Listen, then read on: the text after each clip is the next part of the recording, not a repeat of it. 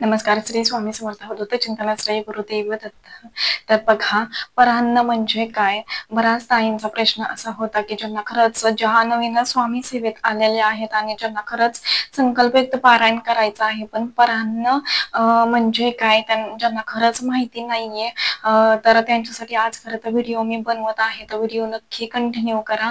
बघा, परान्न म्हणजेच दुसऱ्याच्या घरचं अन्न खाण्याला परान्न म्हणतात. आणि बघा, परान्नामुळे बरेचसे दोष आपल्याला लागत असतात, बरेच संकट आपण आपल्यावरती ओढवून घेत असतो बघा.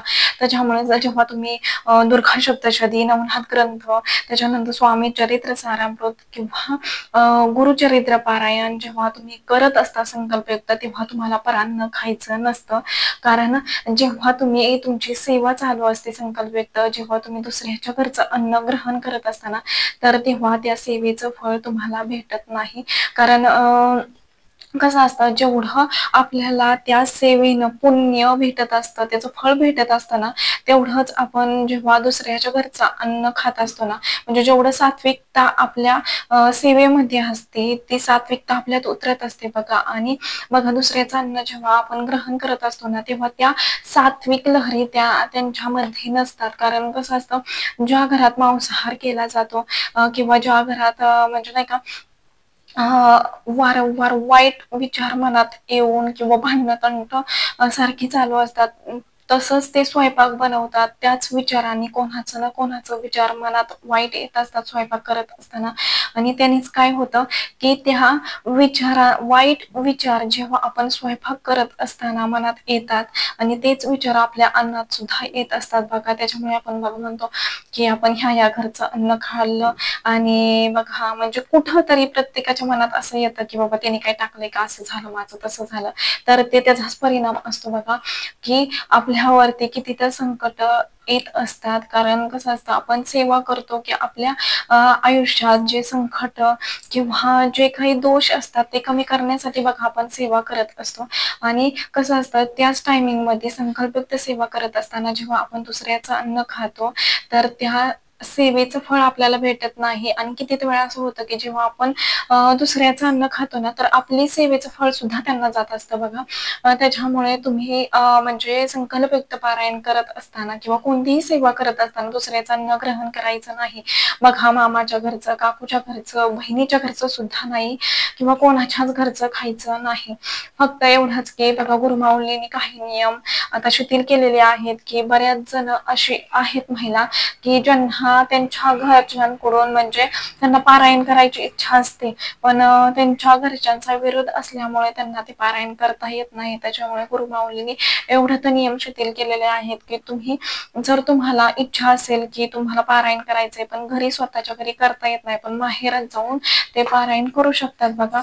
फक्त आणि पहिलं कसं माहेरचं सुद्धा संकल्पयुक्त सेवा करत असताना खायचं नव्हतं, पण एवढं गुरुमाऊलींनी सांगितलं आहे की म्हणजे नाही का, तुम्ही जेव्हा तुम्हाला खरंच शक्य नाहीये तुमच्या घरी पारायण करण्यासाठी, म्हणजे तुमच्या सासरी कोणी व्यक्ती तुम्हाला म्हणजे नाही का पारायण करण्यासाठी करू देत नाहीये, म्हणजे त्याच्यासाठी तुम्हाला जर तुमची इच्छा आहे पारायण करण्याची आणि तुम्हाला माहेरात जाऊन जर पारायण करण्याची वेळ तशी येतच असेल, तर तुम्हाला माहेरातलं अन्न ग्रहण केलेलं चालतं. फक्त माहेरातलं आपल्या आई वडिलांच्या घरचं, बहिणीच्या घरचं, बहिणीचं लग्न झालेलं असेल किंवा भाऊ सेपरेट राहत असेल, तरी सुद्धा त्याच्या घरचं अन्न आपल्याला ग्रहण करता येत नाही बघा. त्याच्यामुळे तुम्ही जर संकल्पयुक्त सेवा करता, तर हे तुम्हाला नियम पाळावेच लागणार आहेत. आणि बघा, एक सांगायचं आहे की तुम्ही असं म्हणता की संकल्पयुक्त सेवा चालू आहे, पण आम्ही आमच्या स्वतःच्या पैशाचं अन्न घेऊन खातोय, तर ते तर आमच्या स्वतःच्या पैशाचं आहे ना, पण जो अन्न बनवतो म्हणजे नाही का, तो जो जेवण बनवत असतो, मग ते हॉटेलमधले असू देत किंवा बाहेरचं कोणतंही, जो अन्न बनवत असतो ना, तेवढंच त्याच्यामध्ये सात्विकता असली पाहिजे बघा. कारण कसं आहे, आता बऱ्याच ठिकाणी असं होतं की घरात किंवा हॉटेलमध्ये वगैरे काही ना काही म्हणजे असं हे होतं, वाईट विचार कुठले ना कुठले घरचे तिथले किंवा बरेच अशा गोष्टींचा विचार करत असतो माणूस. आणि किती असं म्हणतात की जेव्हा स्वयंपाक करत असताना आपल्या मनामध्ये जर वाईट विचार आपण करत असू किंवा दुसऱ्यांबद्दल द्वेष निर्माण म्हणजे आपल्या मनात येत असतील, आणि त्याच विचारांनी आपण स्वयंपाक करत असतो बघा, आणि तेच दोष अन्नात जाऊन ते आपण म्हणजे अन्नातले दोष आपल्याला लागत असतात बघा. त्याच्यामुळे हे पारायण संकल्पयुक्त पारायण चालू असताना तुम्हाला हे अन्न बाहेरचं सुद्धा खायचं नसतं बघा. कारण कसं आहे, कोणालाच असं वाटत नाही की आपण एवढं कष्टाने एवढ्या ह्यानी सेवा करतो आणि त्याचं जर पुण्य जर आपल्याला भेटत नसेल तर त्या सेवेचा काय उपयोग ना. त्याच्यामुळे तुम्हाला परान्न म्हणजे खरंच टाळायचं आहे जेव्हा संकल्पयुक्त सेवा चालू असते तेव्हा. कारण कसं असतं, जेव्हा सेवा आपली चालू असते ना तेवढीच सात्विकता आपल्यामध्ये आलेली असते त्या सेवेची, तेवढं फळ पुण्य आपल्याला भेटत असताना बघा. गुरुमाऊलींनी सुद्धा एका हितगुजामध्ये सांगितलं आहे की जेव्हा आपण परान्न खातो ना, तर जेव्हा आपण सेवा करत असतो संकल्पयुक्त आणि परान्न जर आपण वारंवार ग्रहण करत असेल ना, तर त्या सेवेचं जे पुण्य असतं ते पुण्य संचय असतं ते कमी होतं हळूहळू. आणि बघा त्यामुळे अपघात होणं किंवा घरात वारंवार आजारपण येणं ह्या गोष्टी घरात घडत असतात बघा. तर बघा आपण एवढ्या कष्टाने एवढं मेहनत घेऊन आपण काही सेवा म्हणजे बघा, प्रत्येक महिला ही आपल्या घरासाठी काही ना काही सेवा करत असते. मुलाबाळांसाठी, नवऱ्यासाठी सेवा करत असते की माझ्या मुलाबाळांचं चांगलं होऊ देत किंवा माझ्या नवऱ्याला चांगला जॉब लागू दे किंवा जे काही सांसारिक अडचणी असतात त्यातून आम्हाला बाहेर पडता यावं, आमच्या घरात सुख समाधान राहावं, असं म्हणून प्रत्येक महिला ही सेवा करत असते बघा. आणि त्याच टायमिंगला जर तुमचं म्हणजे सेवा केलेलं पुण्य जर तुम्हाला ह्या गोष्टींमुळे भेटत नसेल तर त्या सेवेचं उपयोग काय ना. त्याच्यामुळे नक्कीच म्हणजे नाही का, कसं असतं की आपले षटरूप असतात ते आपल्याला आपल्या मनावरती म्हणजे ताबा राहत नाही बघा. म्हणजे आपण जेव्हा संकल्पयुक्त सेवा करत असतो ना, एकतर स्वामी महाराज सुद्धा आपली खूप सारी परीक्षा बघत असतात आणि वरून आपल्या मनावरती ताबा राहत नाही. कारण आपल्याला घरच्यांचं बघायचं असतं, मुलाबाळांचं बघायचं असतं, प्लस आणि त्यात सेवा एवढ्या मोठ्या असतात आपल्याला करायच्या.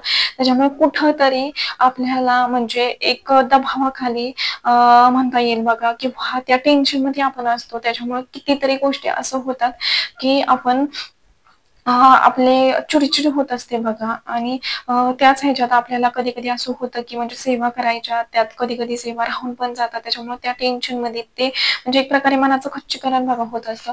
त्याच्यामुळे कसं आहे की जेव्हा तुम्ही ह्या सगळ्या सेवा करत असताना तर तेव्हा एक महिला जी सेवा करत असते तिचं बऱ्याच गोष्टीत असं होतं की सेवा करायची असते हे सगळे संकट येत असतात. त्याच्यामुळे खरंच की जेव्हा तुम्ही सेवा करताना तेव्हा ह्या गोष्टी नियम पाळाच की परान्न घेऊ नका बघा. आणि बघा काही काहींच्या घरात असंही होतं की सेवा चालू असते संकल्पयुक्त तरी सुद्धा घरच्यांना नॉनव्हेज खायचं असतं बघा. तर अशा टायमिंगला म्हणजे आपण त्यांना समजून सांगा की हे सगळ्या सेवा मी आपल्या घरातल्यांसाठी करते, त्यांना कन्व्हिन्स करण्याचा प्रयत्न करा. आणि बघा त्यांनी ऐकलंच तर ठीक, नाही तर मग काय होतं ना की जर तुमच्या घरातले ऐकतच नसतील, कारण कधी कधी आपण असं पण करतो की 108 पारायणाचा मोठा संकल्प करून बसतो आणि जेव्हा आपण स्वतःवरती कंट्रोल ठेवतो पण घरातले ऐकत नाहीत, तर त्या टायमिंगला तुम्ही कन्व्हिन्स करण्याचा प्रयत्न करा तरी सुद्धा नाही ऐकलं तर काय करा, आधी सेवा करा मग करून द्या, फक्त तुम्ही खाऊ नका, बाकी सगळं स्वामी महाराजांवरती सोडा. कारण कसं आहे की जेव्हा सगळंच पर्याय संपतात ना तेव्हा काही गोष्टी महाराजांवरती पण सोडून द्यायच्या असतात. फक्त एवढंच की जर ते घरातले कन्व्हिन्स होत असतील तर तुम्हाला हे प्रकार करायचा नाहीये, मांसाहार घरात करायचं नाहीये, परान्न खायचं नाहीये, तेव्हाच तुम्हाला तुमच्या सेवेचं फळ भेटत असतं बघा, ते पुण्य भेटत असतं. आणि बघा बऱ्याच जण असं म्हणतात मी सेवा करतो, हे करतो, ते करतो, तरी सुद्धा घरात काही ना काही संकट येत असतात.